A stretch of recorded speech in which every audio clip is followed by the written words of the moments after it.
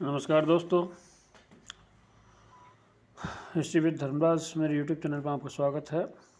आज हम सिंधु सभ्यता का सामाजिक जीवन के जो कुछ पहलू हैं, कुछ बिंदु हैं, उन पर चर्चा कर रहे हैं। तो जैसा कि आप स्क्रीन पर देख पा रहे हैं कि सिंधु सभ्यता हड़प्पा सभ्यता का सामाजिक जीवन इस प्रकार है। सैंधववासी, उनका जो परिवार था वो मातृसत्तात्मक था। इसका मतलब है कि परिवार में जो मुख्य भूमिका थी वो स्त्री की हुआ करती थी। इस बात का अनुमान बहुत संख्या में जो नारी की जो मूर्तियां प्राप्त हुई हैं खुदाई में, उससे लगाया जा सकता है। इसी प्रकार से हड़प्पा की खुदाई में छोटे और बड़े घर आसपास मिले हैं, जिससे प्रमाण मिलता है कि प्रमाणित होता है कि गरीब और अमीर दोनों के बीच में कोई भेदभाव नहीं था। सिंधु सभ्यता का जो समाज का व्यवसाय के आधार पर कई बार जो समाज था वो कमर्शियल क्लासेस के आधार पर कई वर्गों में बटा हुआ था, जैसे व्यापारी, पुरोहित, शिल्पकार, श्रमिक। इसी प्रकार से मिट्टी, सोने, चांदी और तांबे आदि से बने बर्तनों का प्रयोग होता था। कृषि के लिए धातु एवं पाषाण पत्थर से बने औजार एवं उपकरणों का प्रयोग किया जाता था। सैंधववासी शाकाहारी और मांसाहारी दोनों प्रकार का भोजन ग्रहण किया करते थे।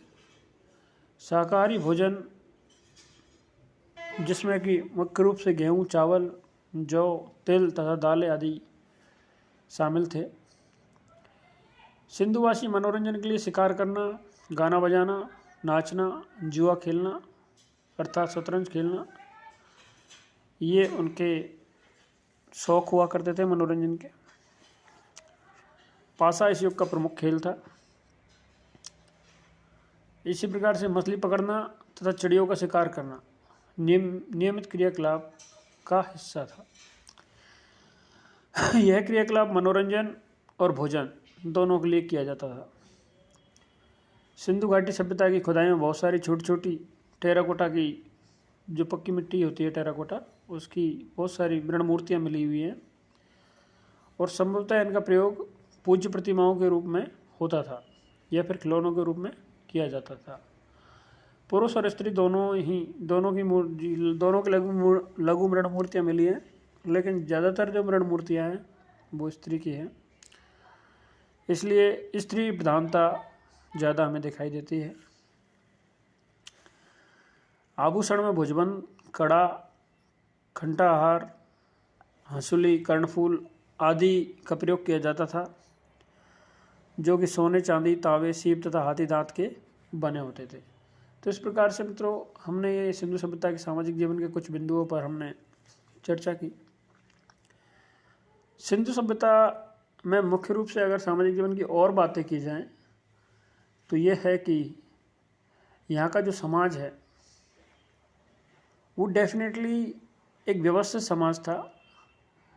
एक जो प्रणाली थी वो समूह आधारित थी, सर्वसम्मति से योजनाओं का निर्माण किया जाता था।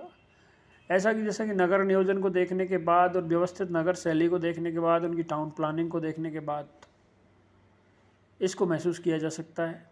ये जो लोग थे शांति प्रिय थे, क्योंकि जितने भी उपकरण मिले हैं उनमें धारदार या हथियार के जो साक्ष्य बरामद होते हैं खुदाई में, वो या तो मिले नहीं है या मिले हैं तो बहुत कम मिले हैं। तो इस प्रकार से जो धारदार हथियार वाले उपकरणों का नहीं मिलना, औजारों का नहीं मिलना, इनकी शांतिप्रियता को दर्शाता है। तो सिंधु जो लोग थे वो शांतिप्रिय सभ्यता के सभ्य नागरिक थे, ऐसा माना जा सकता है। अभी भी सैंधव स्थलों की खुदाई शेष है, बहुत सारे स्थल नए प्रकाश में आए हैं, तो उनका भी शोध अनुसंधान अभी बाकी है। लेकिन ये क्लियर है कि सिंधु के जो वासी थे, हमारे जो पूर्वज थे, अग्रज थे, वो वास्तव में एक जो विरासत हमको देके गए हैं वो आज से हज़ारों साल पहले वो लोग उन चीज़ों को विकसित कर चुके थे, और आज हम बहुत सारी चीज़ें उनकी हमारे जीवन में देखते हैं।